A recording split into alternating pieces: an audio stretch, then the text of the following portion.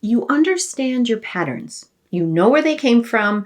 You've read the books. You've listened to the podcast. Maybe you've even been in therapy for years. So you can explain why you react the way you do and exactly why your life isn't the way you want it to be. And yet, nothing is changing.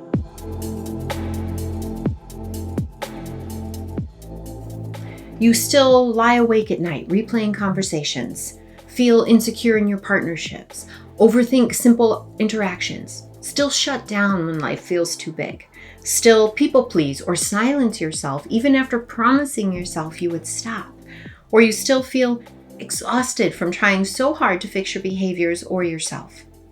And maybe a part of you has started to wonder, if I understand all of this already, why does it keep happening? And this is such a great question, and one that I want to help you answer.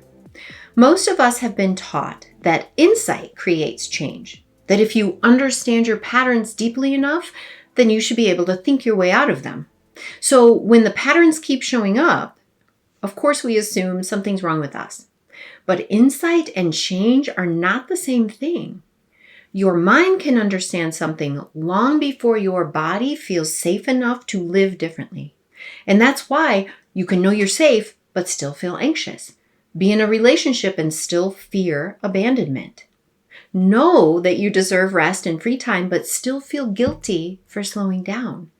Know how to eat and move for health, but not be able to be consistent. So if any of this is true for you, I want you to hear this right from the beginning. You're not failing at healing or change, and you're not the problem. Your body is carrying patterns that your mind alone cannot resolve. Now, most of us were taught to approach change almost entirely through the mind. Change your thoughts and your mindset, right? Change your behaviors, push harder, be more disciplined, stay positive. And those things can absolutely help. I teach them as part of the solution. But the problem is that the mind and body are deeply connected. And many of the reactions that we're struggling with, they're not happening consciously. They're happening through the nervous system. So today I want to help you understand why talk therapy can only take us so far, why the body has to become part of the healing process, and why somatic work is often the missing piece in meaningful, lasting change. Now, before we get into all that, I want to invite you to subscribe to the channel. One of the things that I care deeply about is helping people understand that their patterns make sense and that healing becomes possible when we stop fighting ourselves and start understanding what the body has been trying to communicate all along. So you can help further that mission for yourself and others by hitting the like and subscribe buttons. So let's start with a basic understanding of somatics and why the body is so essential. As I define and teach it, somatics is the practice of learning how to build a relationship with your body instead of constantly overriding it. It's learning how to notice what your system is communicating and respond in ways that create more safety, connection, capacity, and healing. To understand this better, I'm going to share 4 important truths about the body and the nervous system that are important to comprehend. First of all, your body is communicating with you all the time. Sometimes it communicates through anxiety or exhaustion, sometimes through tension, urgency, overthinking, irritability, shutting down, or the inability to fully relax, even when you have the opportunity. Now, most people don't realize how much information the body is constantly providing because they've spent years trying to push past it, ignore it, outthink it, or force yourself to function anyway. Secondly, your body has adapted to what you live through. The version of you sitting here right now, including the way you think and act and feel, has been shaped by your experiences and by the ways your nervous system adapted to those experiences. This means that even if you don't like your current patterns and you feel like they're not serving you anymore, they make sense. They form to help you make sense of your world and to navigate in the best way possible. So for example, maybe you notice yourself constantly scanning people's moods, trying to figure out whether someone's upset with you. Maybe you replay conversations long after they're over, wondering if you said something wrong. Maybe you finally sit down at night and realize your jaw has been clenched all day. Your shoulders are tight, your stomach feels unsettled, and your body still feels like you're bracing for something. Maybe you find yourself engaging in behaviors that don't support you, drinking, eating, scrolling, shopping, even though you keep telling yourself that you'll stop. All of these patterns, they're not random flaws. They're intelligent adaptations your nervous system developed in response to what it learned was necessary for protection, for connection, for safety, for survival. This is one of the reasons why talk therapy can only take us so far. You can understand a pattern intellectually and still have a body that reacts automatically because that reaction lives deeper than conscious thought. And that's where somatic work becomes incredibly important. Let me give you an example, okay? Imagine you're walking through tall brush and suddenly you're bitten by a rattlesnake. Your body reacts immediately, right? There's pain, there's panic, there's adrenaline. You get rushed to the hospital. You go through treatment. Thankfully, you recover. Now imagine walking through that same brush a few years later. Even before you consciously think about the snake, your body is already responding. Your stomach tightens, your muscles tense, your breathing changes, your heart rate increases. Your whole system prepares to protect you. That response, it makes sense, right? It's your nervous system saying, hey, pay attention. There could be danger here. And this brings me to the third thing that I want to share with you about your body. Your nervous system is predictive. Its number one job is to anticipate danger before it happens. That's how we've been able to survive as a species, right? Your nervous system is constantly scanning your environment, gathering information and asking, what should I watch for? What has hurt me before? What should I do to prepare, right? And the fourth fact about the nervous system that I want to share is that it doesn't only learn from physical danger, it learns from emotional pain too, right? Maybe criticism felt painful, conflict felt unsafe, unpredictability kept your body on the edge.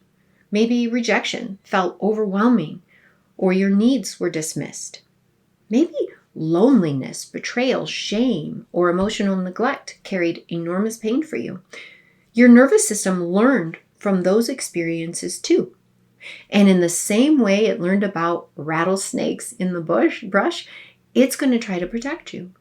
It learned what felt emotionally dangerous and began preparing for those experiences before they happened again, right? So for many people, this becomes such a normal part of their life that they stop recognizing it as stress or survival activation.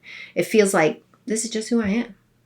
Meanwhile, the body is preparing for danger all day long in the form of anxiety, perfectionism, overfunctioning, shutting down, or many of the other patterns that we've developed as a result of emotional or physical threat. This is the main reason why you may understand exactly why you think, feel, and act the way you do, but still feel unable to change it. It's because insight alone does not automatically create nervous system safety. So talk therapy can be incredibly valuable. I want to say that clearly. Understanding your story matters. Being witnessed matters. Language matters. But the challenge is that the body does not primarily communicate through words. The body communicates through tension, sensation, activation, collapse, and movement. You can consciously know, I'm safe now. If your body still reacts as though danger could be right around the corner. I often explain it like this. Imagine a 3-year-old wakes up from a scary dream. They open their eyes, they see a sweatshirt over in the corner. Except to their frightened nervous system, that sweatshirt is clearly a monster. And they cry out, help, there's a monster in my room. And now imagine you yell from down the hall from your room, there's no such thing as monsters, go back to sleep. That explanation does very little to calm the nervous system, right?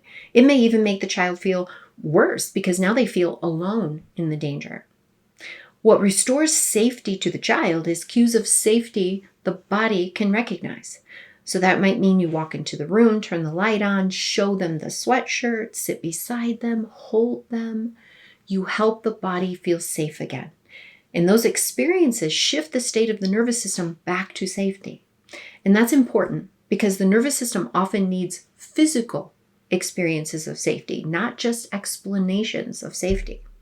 So many people are trying to fix their way and think their way into feeling safe while their body is still carrying protective patterns from the past. And that's one of the reasons why somatic work is so powerful. Instead of forcing the body to calm down or pushing through discomfort, somatic work invites curiosity. What is the body holding? What is it protecting? What is it communicating? What does it need? Because the body is not the problem. The body is communicating, offering its wisdom, learning to hear what your body is holding And helping it return to safety is one of the most important repairs we make through somatics. So for example, if a person notices they've been ignoring jaw tension for decades, somatic work invites us to slow down and listen. What happens when attention is brought there? What emotions are connected to it? What protective response is still being held? Maybe the body wants movement. Maybe it wants tears, breath, support.